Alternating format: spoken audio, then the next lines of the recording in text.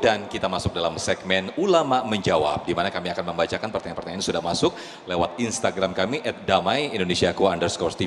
Pertanyaan saya akan bacakan, ini menarik, insya Allah akan dijawab oleh Ustadz Muhammad Nuruddin atas nama Didi Hermanto. Assalamualaikum Ustadz, izin bertanya, apakah berdosa jika tidak nikah kalau takut nanti istri yang baru tidak sama dengan istri yang baru nanti? Yang sebelumnya mungkin ya, semacam cemas gitu Ustadz. Ini beliau ini duda ceritanya Ustadz, dua anak, istri beliau ini wafat sehabis lahiran anak kedua. Jadi intinya bagaimana ketika ada ketakutan untuk tidak nikah lagi, bagaimana ini Ustadz? Itu ulama menjawab hukum nikah itu bisa jadi wajib, bisa jadi haram, bisa jadi makruh, bisa jadi sunnah. Berlaku baginya hukum yang 5 itu, tergantung keadaan orang. Kalau bapak ini, mohon maaf ya, udah ngebet, kebutuhan biologisnya udah nggak bisa ditahan-tahan. Kalau ditahan-tahan yang ada berzina, wajib hukumnya menikah kalau bapak sudah mampu. Iya, kecemasan ketika itu tidak lagi relevan jadi pertimbangan. Kalau dengan tidak menikah kita akan terjerumus ke dalam perzinahan. Wajib hukumnya. Tapi kalau keadaannya susah, gak ada saya buat menafkahi, makanya saya cemas begitu ya, itu mah wajar ya. Punya 2 anak yang ditinggal sama. Punya 2 anak, ya. Punya penghasilan tapi penghasilannya buat anak.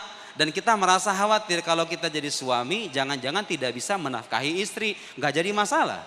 Tidak jadi masalah, tapi pada akhirnya kalaulah harus diberikan motivasi, pengalaman saya adik-adik, bapak-bapak, sekaligus ini motivasi bagi yang muda-muda. Waktu saya belum menikah, terus terang saya menikah dalam posisi belum punya kerjaan.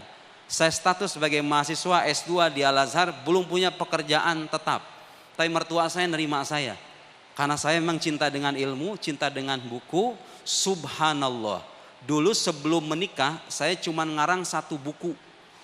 Ada tuh bukunya di online. Setelah menikah, subhanallah Pak, diberkahi waktu saya mengarang sekitar 11 buku. Kadang ada buku-buku yang saya tulis dalam jangka 1 bulan selesai. Ada yang 2 minggu bahkan selesai. Waktu kita terpotong tuh. Kalau udah menikah itu. Terbagi sama pasangan kan. Istri ngajak jalan-jalan. Kita mau gak mau sebagai suami harus mengikuti kemauan istri. Tapi keberkahan itu saya rasa. Jangan khawatir. Kalau niatannya positif. Ingin menjaga diri dari perzinahan. Duitnya pas-pasan. Yakinkan pasangan. Kira-kira kamu mau apa enggak? Oh, pasangannya siap menerima. Dan kita mau konsisten bekerja, ahlan wa sahlan, gak jadi masalah. Asalkan ada kerelaan, kesepahaman antara orang yang mau kita ajak. Jangan punya anggapan atau kekhawatiran dengan menikah rezeki berkurang. Saya mengalami ternyata tidak. Kalau niatan nikahnya bagus, bukan hanya sebatas pelampiasan nafsu syahwat saja. Niatannya betul-betul ingin beribadah. Adik-adik yang mau menikah, koreksi niat itu. Jangan sampai jatuh perasaan kita kepada orang yang semata-mata kita sukai karena urusan muka. Karena muka ini pada akhirnya akan terasa datar. Betul nggak Ustaz? Istrinya cantik banget ya. Ya kata suaminya biasa aja. Suaminya ganteng banget ya. Kata istrinya biasa aja. Karena kalau udah bertahun-tahun manusiawi. Kalau suka karena muka doang, pelan-pelan itu bisa menjadi benih-benih hilangnya benih-benih keretakan dalam rumah tangga. Kalau kita pertimbangannya hanya urusan muka, karena itu koreksi niat, tentukan pasangan berdasarkan standar yang lebih ideal, yaitu agama.